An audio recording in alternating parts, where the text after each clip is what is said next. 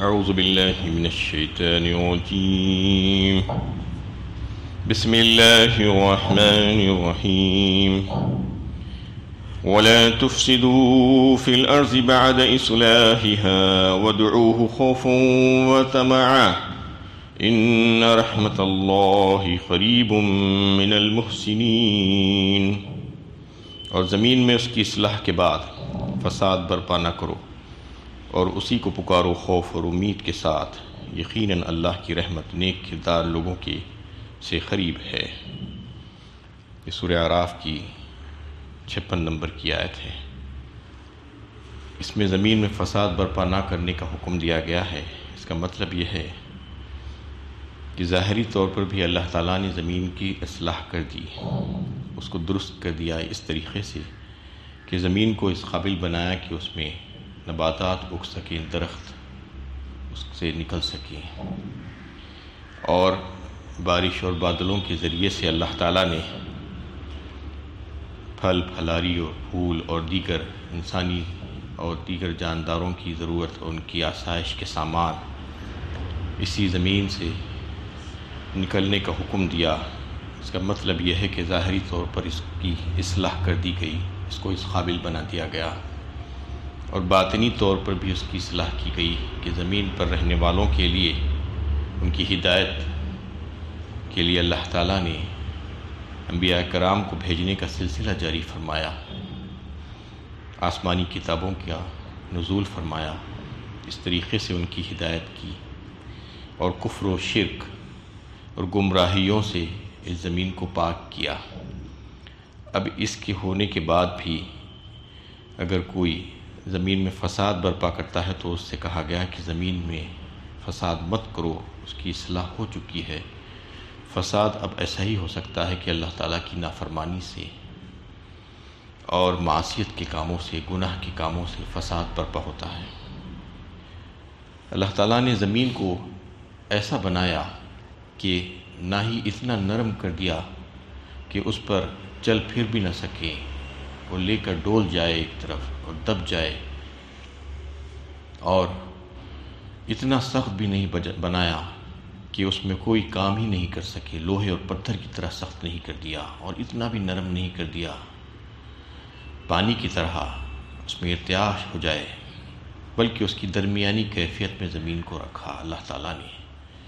یہی اس کی اصلاح ہے، یعنی جب انسان اس میں کچھ چیز کو اگانا چاہتا ہے، کچھ بیج ڈالنا چاہتا ہے تو کھودنے کے لیے اس کے لیے آسان ہو جائے، خندقیں کھودنے کے لیے آسان ہو جائے، عمارتیں بنانے کے لیے اس کو کھودنے کے لیے زمین آسان رہے، اتنی سخت نہ رہے کہ اس کو کھود ہی نہ سکے، اور اتنی نرم بھی نہ ہو جائے کہ اس پر چل پھرنا بھی مشکل ہو جائے، رہنا سہنا بھی مشکل ہو جائے، عمارتیں تعمیر کرنا بھی مشکل ہو جائے، ایسا بھی نہیں رکھا، بلکہ اگر کھود کے عمارت بناتے ہیں تو کئی منزلہ عمارتیں بڑی پختہ اور مضبوط انداز میں کھڑی رہتی ہیں۔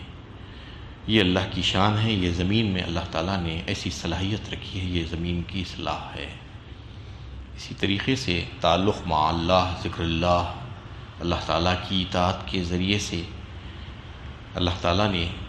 اس کی اصلاح فرمائی کہ یہ کرنے والے بندے جو ہوں گے وہ اصلاح کرنے والے بندے ہوں گے زمین پر۔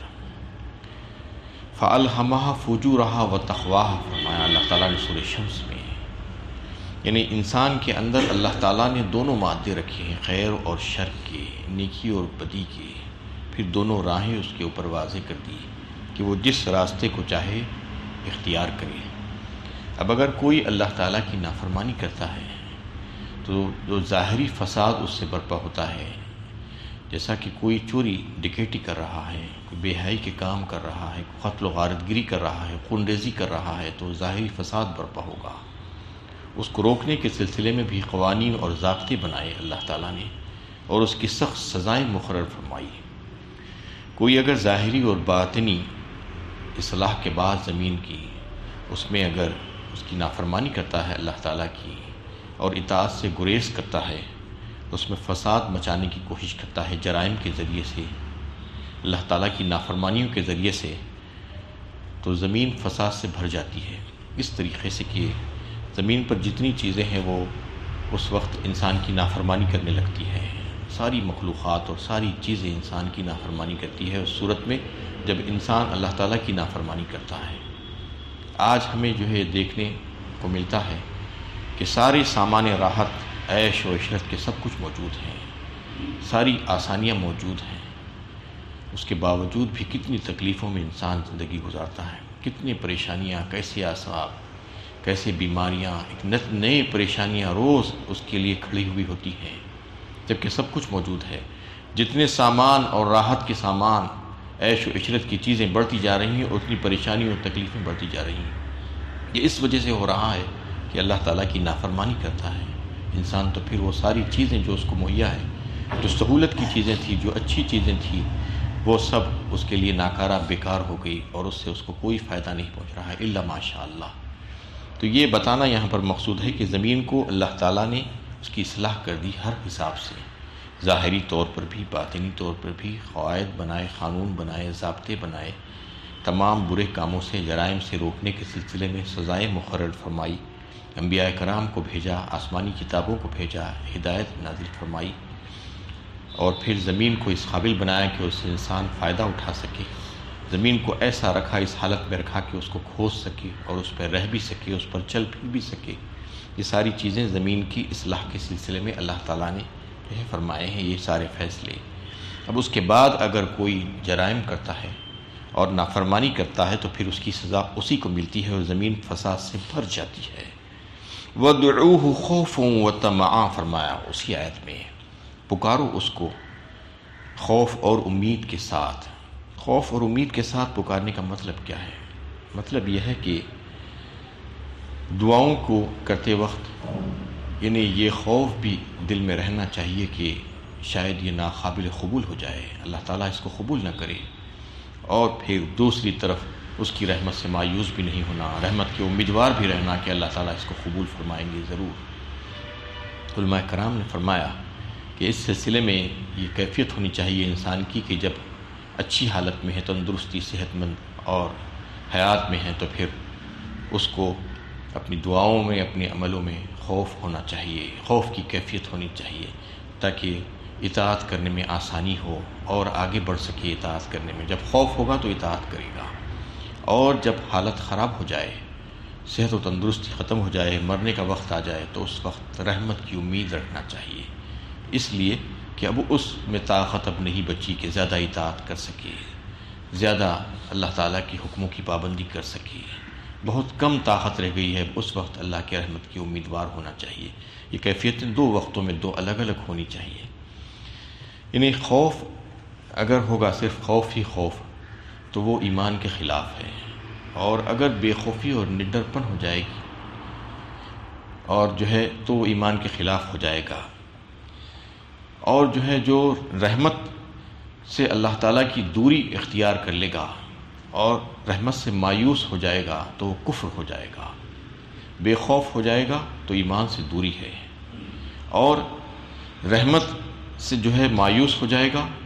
تو اس کا مطلب یہ ہے کہ کفر ہے۔ یا عبادی الذین اسرفوا علی انفسہم لا تقنطوا من رحمت اللہ فرمایا اللہ تعالیٰ نے، ان اللہ یغفر الذنوب جمیعا، سورہ زمر 24ویں پارے میں۔ میرے بندوں سے کہہ دو کہ وہ جس قدر بھی گناہ کیے ہیں، اسراف یعنی حد سے زیادہ گناہ کر لیے ہیں اپنی زندگی میں،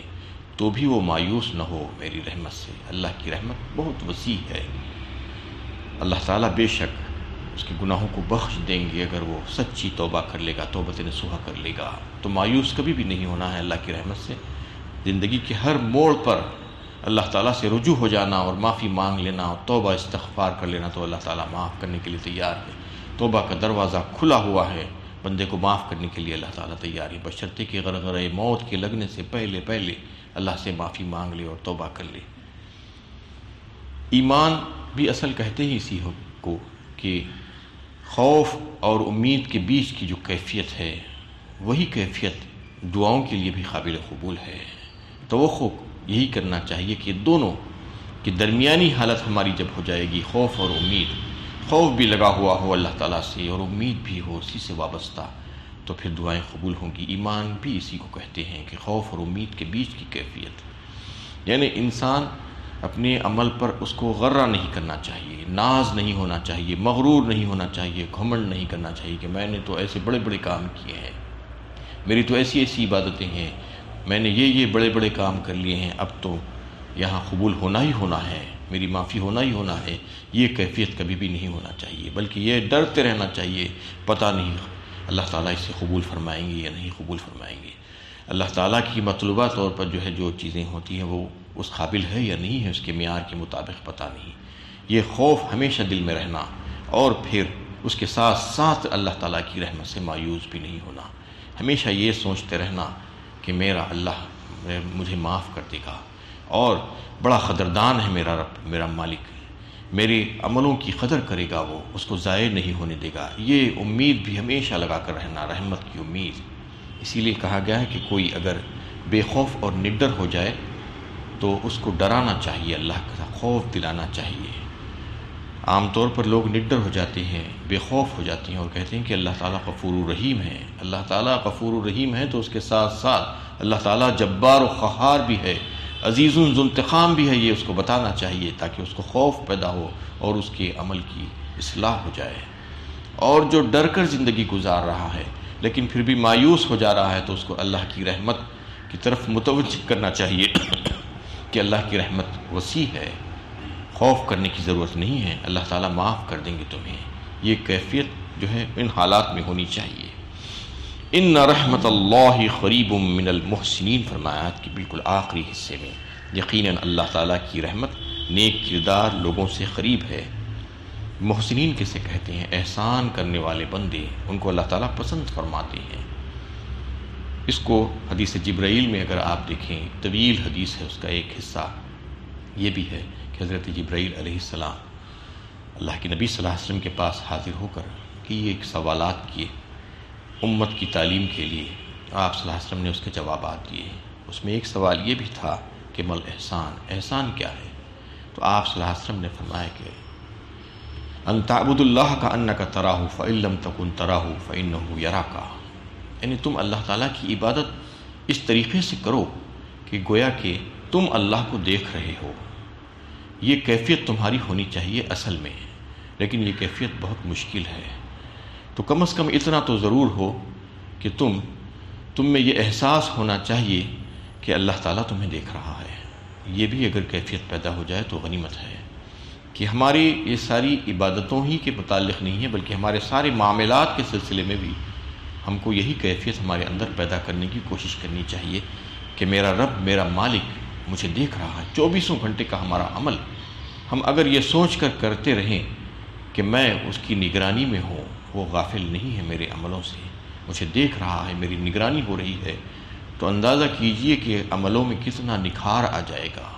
کتنی پختگی آ جائے گی، کتنی بہتری آ جائے گی۔ تو یہ کیفیت جو ہے ہونا چاہیے، یہی احسان ہے۔ احسان والا معاملہ جو کرے گا، جو محسن ہے اللہ تعالیٰ اس کو پسند فرماتے ہیں، جو غیر محسن ہے اس کو اللہ تعالیٰ پسند نہیں فرماتے، من مانی کر لیتا ہے، جیسے چاہے کر لیتا ہے، جس طریقے سے سمجھ میں آئے ویسے کر لیتا ہے، سنتوں کی پرواہ نہیں کرتا، اللہ تعالیٰ کے حکموں کو توڑتا ہے، تو پھر ایسے لوگوں کو اللہ تعالیٰ پسند نہیں کرتے۔ کہ یہ ایک حدیث اس سلسلے میں جو ہے آئی ہے۔ ایک حدیث میں آپ صلی اللہ علیہ وسلم نے فرمایا کہ ایک بندہ لمبے لمبے سفر کر کے جاتا ہے، یا رب کہہ کر پکارتا ہے، اس کی جو ہے غبارہ آلود ہو جاتا ہے، لیکن اس کے کپڑے، اس کا لباس حرام، اس کا کھانا حرام، اس کا پینا حرام، تو اس کی دعا کیسے قبول ہو سکتی ہے؟ یعنی دعاؤں کی قبولیت کے لیے چاہیے کہ عقل حلال ہو، حلال کمائے، یہ ضروری ہے، یہ اہم نقطہ ہے اس سلسلے میں۔ تو اللہ کے نبی صلی اللہ علیہ وسلم نے اس کی طرف متوجہ فرمایا لوگوں کے کہ تم حلال کمائی کھانے کی کوشش کرو تو مستجیب الدعوات ہو جاؤ گے۔ اسی طریقے سے فرمایا کہ ان لوگوں کی دعا قبول نہیں ہوتی جو خطۂ رحمی کرتے ہیں اور گناہ کی دعائیں کرتے ہیں، خطۂ رحمی کی دعائیں کرتے ہیں، لوگوں سے رشتے ناطے توڑتے ہیں جس کو اللہ تعالیٰ نے جوڑنے کے کہا ہے، حکم دیا ہے، اور دعاؤں میں عجلت برتتے ہیں۔ اس پر صحابہ کرام نے عرض کیا کہ یا رسول اللہ، دعاؤں میں عجلت کیا مطلب ہے؟ اس کا مطلب یہ آپ نے فرمایا کہ دعا کرنے کے بعد انتظار کرنا چاہیے، جلد بازی کی کوئی ضرورت نہیں ہے۔ بسا وقت ایسا ہوتا ہے کہ لوگ دعا کرتے ہیں، ان کی دعا قبول نہیں ہوتی ہے بھی، تو بیزار ہو جاتے ہیں، کہتے ہیں کہ بہت سالوں سے دعا کر رہے ہیں، بہت دنوں سے دعا کر رہے ہیں، دعا قبول ہی نہیں ہوئی ہے، سوچ کر دعا کرنا ہی چھوڑ دیتے ہیں۔ ایسا کبھی بھی نہیں کرنا چاہیے۔ اللہ کے نبی صلی اللہ علیہ وسلم نے فرمایا دعا اللہ تعالیٰ سے مسلسل کرتے رہنا چاہیے، کیونکہ قبولیت کی گھڑی کون سی ہے نہیں معلوم، اور اس کے لیے کوئی مدت مقرر نہیں کر سکتے آپ۔ اس سلسلے میں ایک حدیث میں جو ہے آپ صلی اللہ علیہ وسلم نے فرمایا کہ دعاؤں کی قبولیت 3 طریقے سے ہوتی ہے۔ یہ بات اگر بندہ سمجھ جائے تو اس کو صبر آ جائے گا۔ ایک تو یہ کہ جو دعا وہ اللہ تعالیٰ سے کرتا ہے تو اس کی دعا فوراً قبول ہو جاتی ہے، جو مانگا تھا وہ دے دیا جاتا ہے۔ اور دوسری صورت اس کی یہ ہوتی ہے کہ کوئی مصیبت، کوئی پریشانی اس پر آنے والی ہوتی ہے، کوئی بلا، تو اس کو ٹال دیا جاتا ہے اس دعا کے وجہ سے۔ وہ دعا جو مانگا تھا وہ تو قبول ہوئی، لیکن اس کو وہ ملا نہیں، اس کے بدلے میں اس کی جو مصیبت تھی وہ ٹال دی گئی۔ اور تیسری صورت اس کی یہ ہوتی ہے کہ اس کو ذخیرِ آخرت بنا دیا جاتا ہے، یعنی آخرت کے لیے محفوظ کر دیا جاتا ہے، یہاں پر کچھ نہیں دیا جاتا۔ یہ اللہ تعالیٰ کی حکمت اور مشیتوں میں سے ہے۔ لیکن بندہ جب آخرت میں اللہ تعالیٰ کے پاس پہنچے گا کہ تو اس کو پتہ چلے گا، جب دیکھے گا کہ مجھے اتنی نیکیاں ملی ہوئی ہیں، یہ کہاں سے آئی، تو اس کو بتایا جائے گا کہ یہ تمہارے لیے، تم نے جو دعائیں مانگی تھی وہ دعائیں تمہاری دنیا میں قبول نہیں ہوئی تھی بظاہر،